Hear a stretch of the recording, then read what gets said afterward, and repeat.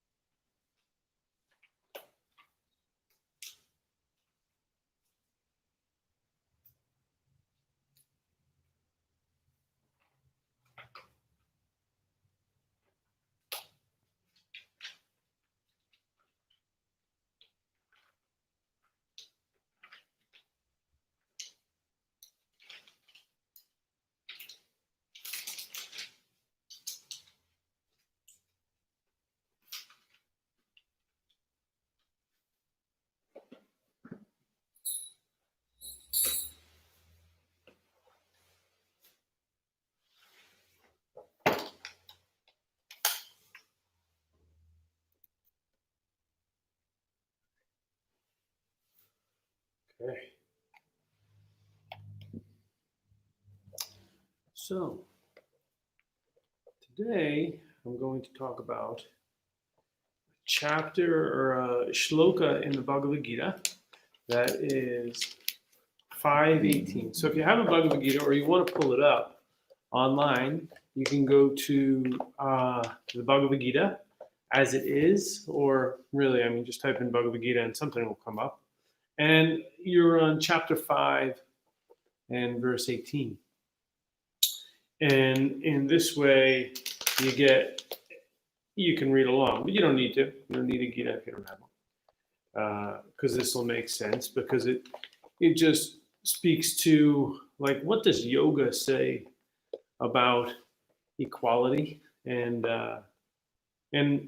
how do the sages of the past, of the yoga tradition, look upon some of the social issues that we have going on today.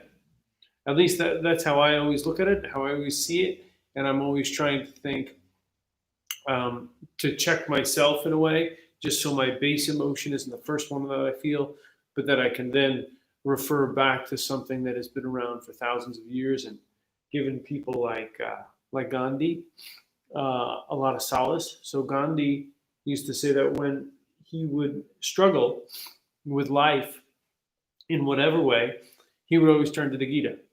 And many people in India, and not just India, but around the world, will look to the Gita for a touchstone, to look to it to really give them some solace in a difficult situation of trying to figure out what's happening. So, like I said, if you have the Gita, it's chapter 5 and verse 18. If you don't have a Gita, you can do it online, but you don't even need one because it's going to make sense just from speaking. You're going to, I think, be able to follow along. One of the most beautiful definitions of yoga comes from the Gita, and it's Sama Yoga Uchite, which just means, so yoga means to connect, right? Sama means all, means everything, equalness. And Uchite, this is like a proper definition of yoga. So yoga is seeing everyone equally. Now, just to get on the same page of yoga and the way it's presented, this is like common knowledge that you would be coming to the table with, which is you have a soul, you have an individual soul, and then you have a super soul, or what they call the Paramatma. So you have the Paramatma and you have the Atma. Like you have Mahatma Gandhi. Maha is great, Atma is soul, so that was his title. Great soul Gandhi, Mahatma Gandhi. So you have an individual soul, then inside of that is a super soul, or for lack of a better word, God, or Krishna, or Jesus, or whatever whatever is your God, Allah, it's that peace that is in me is in you too. So many times at the end of a yoga class, you'll say namaste, and it's basically, oh, the light in me bows to the light in you, that kind of thing. But really, I think we're talking about the Paramatma there. The soul in me bows to the soul in you. So that in chapter 2, verse 48, Sama Yoga Uchite, which is, I should be seeing everyone the same. There is sameness within everyone, and this is yoga. That is a proper definition of yoga. But what we're going to talk about today is in chapter 5, because Krishna explicitly brings it home in that he gives us a breakdown of how to look at things. So I'll read. I'm going to pepper in Sanskrit because for me that always helps when I hear the Sanskrit and then the elegance of it mixed with the current day translation.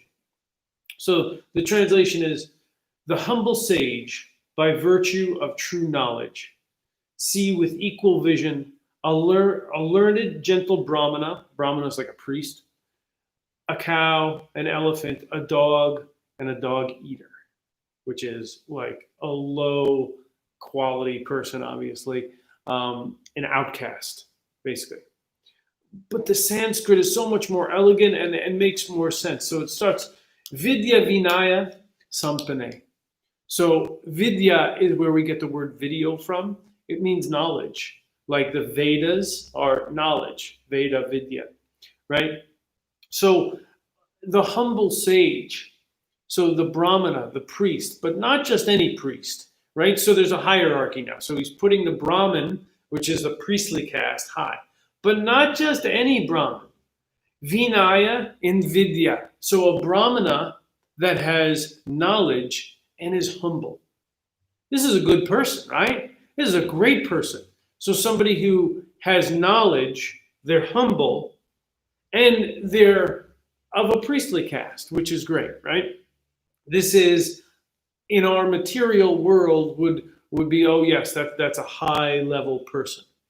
I heard Tony Robbins say this thing once that was kind of telling, and he said some of the most attractive qualities somebody can have is knowledge and being humble. And so here it is in the Gita saying that, laying out this hierarchy. So you have the priestly Brahmana, right, who is filled with knowledge and humbleness. And then of course you have the Gavi, the cow, right? You have the Hastana, you have the elephant. So he's taking you through different material shapes, right? And he works his way down to the dog eater, which by all everybody's scale is a pretty low person, that you could judge and you could go, you're pretty bad, So he puts it all out there, and then he says this beautiful line, and he says Samadarshana Pandita. So sama, there's that sama word again. Darshana, to see. In India, when you go to the temples, you do what they call, you take darshan, which is to be seen by the deity. Kind of like if you were in a Catholic church and you went to church and you went up to the cross and you knelt, it would be like you were being seen. So sama darshana pandita. A pundit is somebody who is extremely wise. So what he's saying is the wise see the humble sage Brahmana and the dog eater the same. So in this way, there's a spectrum of things. Now, because they have a soul, the panditas, the people of knowledge, see this, and they're like, oh, they're all the same, right? Even a tree, like you would see a tree, and you would go, oh, that there's a soul, there's an Atman, and if I can liken it to Star Wars, the Force, right? And when Obi-Wan's teaching Luke about the Force, he's telling him that there is a force within everybody, within everything that is living, that is divine. So in this way, he's taking the extremes, the humble priest and the dog eater. And the wise see them all the same. To me, I'm like, whoa, talk about like equality and really, really laying that out of such extremes. The Gita does that so well. It takes extremes, puts you in extreme situations. So the premise of the Bhagavad-Gita is you're in a war, and you're an elite soldier, and you're ready for this war, and you look out and you see your family members, not only your family members, but your teachers. What do? And then what Krishna does is he teaches yoga of how to deal with an impossible situation.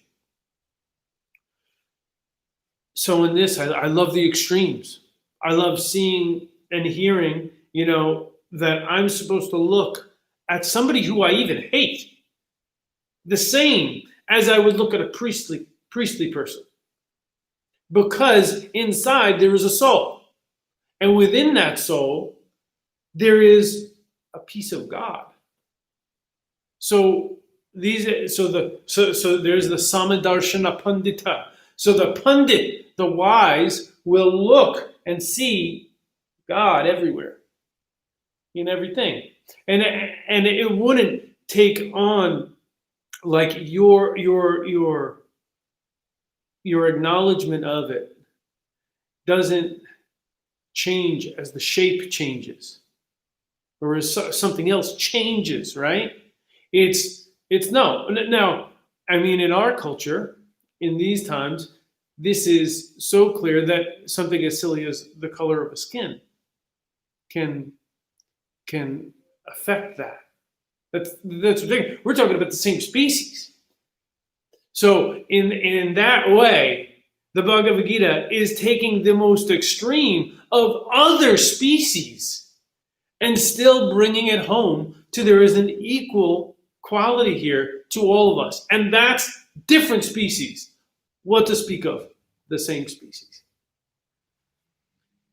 So in this, to me, I always have had this shloka with me in my mind of well, there's a caveat with this, or there's something that can trip you up. And because it does give you that I'm supposed to look at the dog eater, somebody who I don't agree with, that I still have to acknowledge that there is a part of them that is divine. That's hard. That's hard. And I'm not saying that I'm there and I get to see everything from this, divine colored lens and nobody ever gets under my skin in any kind of way. That's not. But it's a nice goal to have.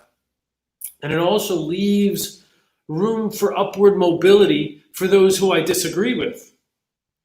So I watched this TED Talk. There's a black musician, and he talks about how he would go to KKK meetings. And he actually befriended the Grand Wizard, like this guy. And he had his robe, and he takes out his robe, and it's like, this bright green thing. And one of the things he said was he wanted to talk to him because he needed to understand how somebody could hate me without even knowing me. He needed that. Yeah, and he kept showing up to this guy, and they actually developed a friendship. And it's documented. It's amazing. I'll post the TED Talk. It's really quite magnificent.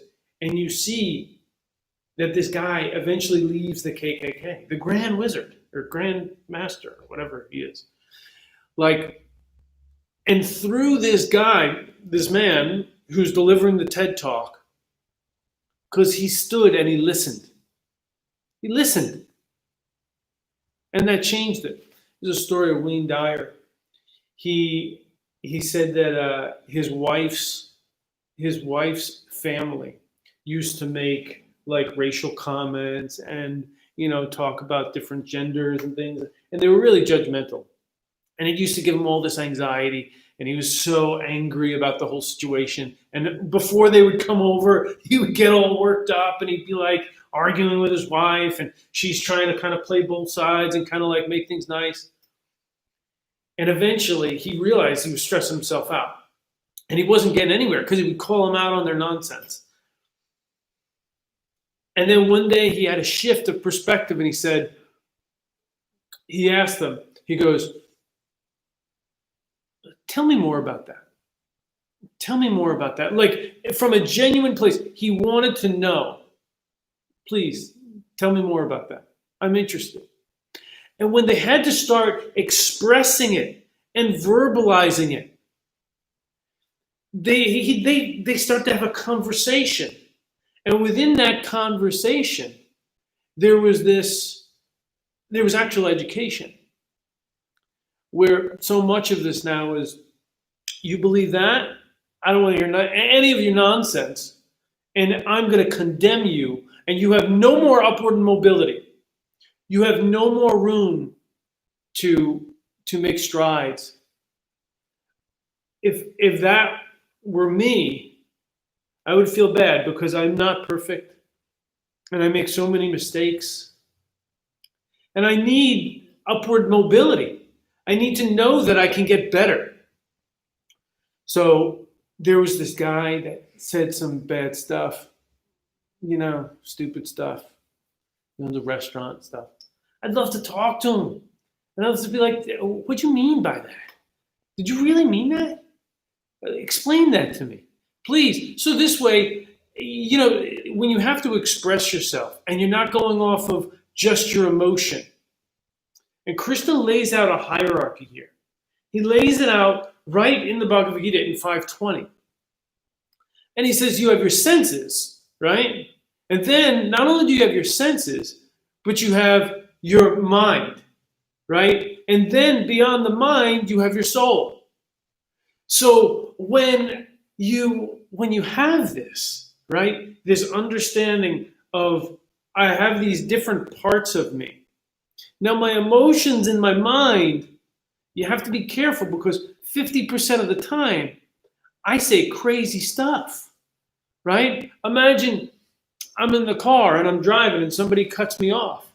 And I've literally said, mother effer, I'm going to kill you or something like that, right? You can really go to town and you get angry. But would you really kill? I mean, for what? For cutting you off? Like you've never cut anybody off? So in that way, half the time, my instinctual response many times can be the wrong one. And Krishna lays out that hierarchy where you have buddhi and you have the manas and then you have the atman, right? And they need to work together. Rather than my instinctual response, which may be violence, which may be anger. How do I marry that? How do I liaise these things together in a productive way? And he says, sta, this word sta a lot. And you see it with yoga, stiram sukham asana, so the stiram, to stand, right? So to stand in your belief is an amazing thing, and we should all do it. But it doesn't necessarily mean condemn. Condemn. I forget who said it, but there was a great quote. I have trouble believing in a God that is less moral than your average man. So I need to believe that there's upward mobility for people that are incredibly ignorant and say incredibly foolish things. And I want to hear them. I want to hear them. I want to understand what they're going through. Because I barely understand myself. How can I understand somebody else's point of view? I can never know what it's like to be a black man. I can never know what it's like to be a woman because I'm a white man. And there are certain privileges that I just take for granted that I'm not even aware of. And in this way of looking at it, where Samadarshana Pandita, if I can start to see this from the perspective of everyone has a soul, and all those souls, and all those different hierarchies and species and everything, if I can see that everybody, Samadarshana Pandita, if the wise have seen this and they've said, hey man, they're all equal. If I can start to wrap my head around that, I become more compassionate to myself even. Because I see other people making mistakes. I'm making mistakes. So in this way, there's sameness, and this is in the next sloka. There is sameness within Brahman. Brahman is the name for divinity. And there is a sameness from me to you. We are the same, and we both have divinity within us. And this needs to be expressed. So this is yoga. I mean, this is right out of the most prolific yogic text, the Bhagavad-Gita. So in this way, I find it incredibly satisfying to go back to this and read this when I'm struggling with my own understanding of what's happening, of what's right, and the judgment going back and forth is so harsh. And many people are just reacting and they're not responding. And they're going off your senses. My emotion. It's like somebody cut me off, but times 10, right? I mean, this ain't just somebody cut somebody off, right? This is really bad, nasty stuff. Somebody died. I mean, so it's just not somebody cutting somebody off. And this has been going on for years. It's not like a new thing. I've had to been shown this, pointed this out. Otherwise, I would have never known. And luckily, by the grace of my friends and teachers, I've been shown behind the curtain a little bit of what it is to have privilege. So I think one of the first things that we can all do, if we can take some advice from ancient wisdom from the Bhagavad-Gita. This text was written most likely over 5,000 years ago. It was penned about 2,500 years ago. But there's wisdom in here that is so deep and so connected that I can always turn to it and I can find something that guides me. And I make the wrong choice so many times. So many of us make the wrong choice. I see people making wrong choices so many times. So I hope this helps. And check it out, and turn to it. And maybe respond rather than react. Take a moment, breathe with it. Ask somebody. Think about that. If somebody was able to go to a Ku Klux Klan meeting, and they're a black man, and he was able to go there and stand in that strength and hear him out of what he was going to say, and it eventually changed his viewpoint of the whole situation. That's power. Like that's the power. To stop, right? This theorem, to stand, that's powerful. So I hope this helps. Namaste.